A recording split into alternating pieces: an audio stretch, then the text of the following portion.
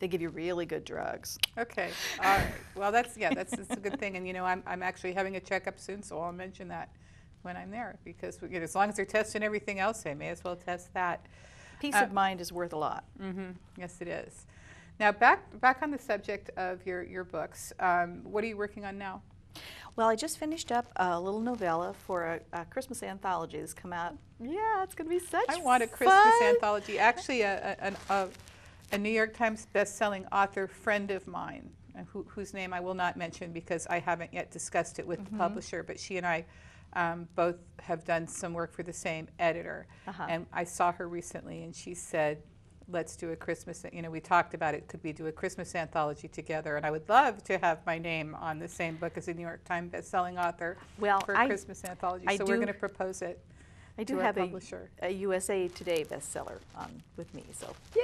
Excellent. Excellent. Jennifer Ashley and Alyssa Johnson. So that'll be Christmas 2009? Yes. Okay. It actually comes out September 29th, and it's called A Christmas Ball, and all of the characters in all three of our stories are attending the same Christmas ball.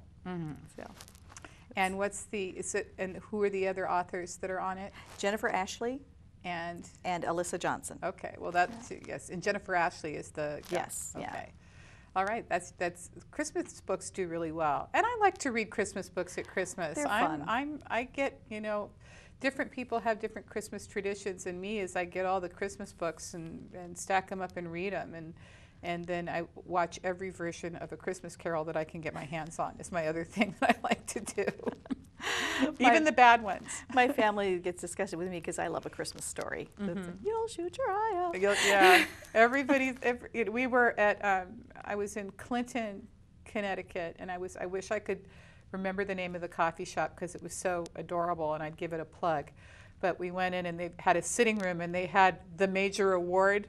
You know, the lamp with the leg with the fishnet stocking. They had one of those lamps in there, and it's I don't know the name of it, but it's near the post office in Clinton, Connecticut, and it's very cute. But it had that in there, and I said, look, a major award, and you know that everybody knows exactly what you're talking about. It's part of the culture, isn't it? They've seen that, yeah. Now, I'm going to be speaking at that same conference, and I'm also going to be speaking at Connecticut Fiction Fest, which is the first weekend in May. Cool. So, boy, the New England one's coming up real soon. It is the end of March, but before that, I go to Seattle to speak for the East Side RWA, and then after that, I'm going to be going down. Are you going to RT? I don't know yet if I'm going to Romantic Times as the world of the professional novelist goes. I'm waiting to see if my advance check comes. Because Romantic Times is not one of the less expensive ones. No, it's a little spendy, but I am doing some teaching down there too. But it's fun. It is fun. It is fun. It is where they have the Mr. Romance contest. Yes, and I've got to tell you, which is the cover model.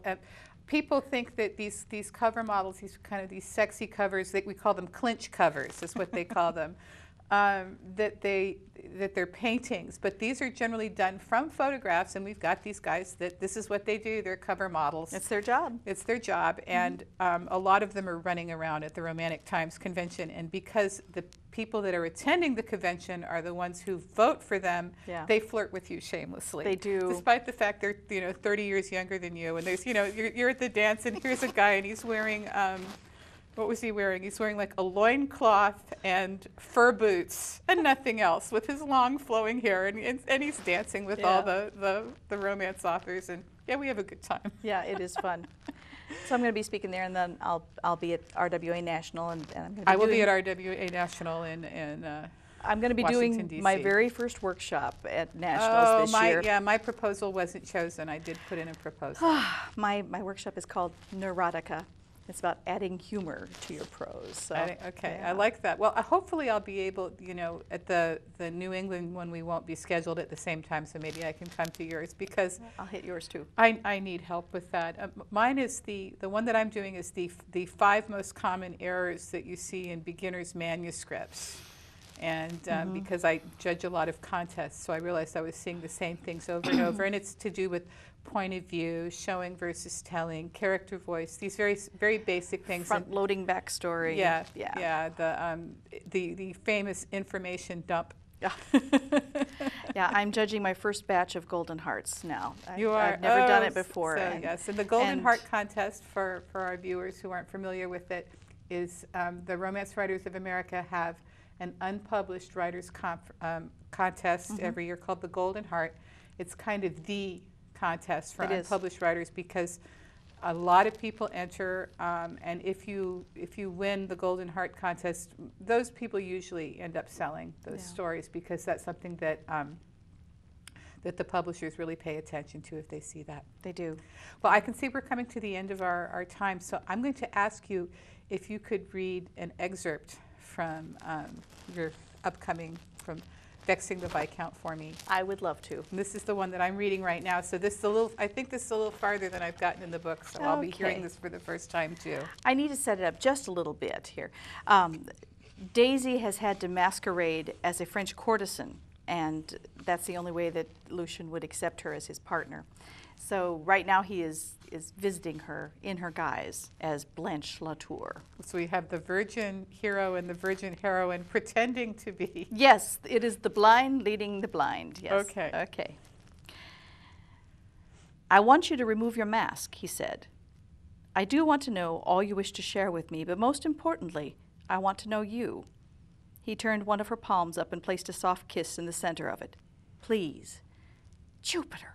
If she took off her mask, this little farce would be up, and she was not ready for it to end. I never reveal my face to my lovers, you know that. She pulled her hand away. So, I'm to be your lover now? I didn't say that. It was inferred. He gathered her into his arms. Daisy Drake is keen on inferred meanings, you know. No, I wouldn't know, she said stiffly. And here I thought you and she were great friends. He kissed her lips, a light teasing kiss. How about if we manage things so I can't actually see your face? And how shall we do that? We could blow out the candle and bank the fire. He delivered a string of baby kisses along her jawline. He finished with nibbles and a light nip on her earlobe. She closed her eyes as pleasure sparked down her neck. No, the moonlight is too strong. Blindfold me, he offered. Several tantalizing possibilities popped into her head. Blanche had devoted an entire journal entry to naughty little love games involving blindfolding one partner. You won't peek? She asked. On my honor as a gentleman, I shall not peek. He raised his hand to solemnize the oath. You won't remove that blindfold without my leave.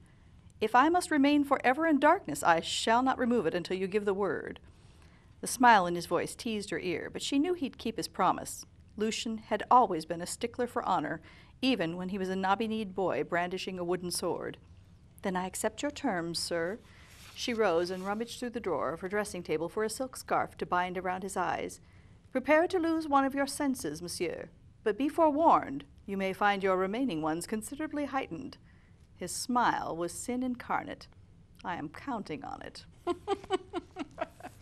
I just love this stuff. I gotta tell you, I fun. absolutely adore it. It's just, I'm really looking forward to finishing that. Oh, good. I hope you love it. Okay, and you know, I'll let you know when my next book is coming out, but it's quite different. I said I'm too lazy to write this stuff. I am. I'm too lazy. And somebody says, you work all the time. I said, yes, but I work all the time on creating, not researching. I'm a dreadful researcher. But anyway, I can see we're running out of time, and I want to thank you again for coming. Thank you so much for having me. Okay, and thank you very much for watching us tonight. If you or somebody that you know would like to be a guest on So Many Books, go to my website, that's www.toniandrews.com, and click the Contact Me link and send me an email and tell me a little bit about yourself and about your book, and I'll get back to you. And thanks again for tuning in.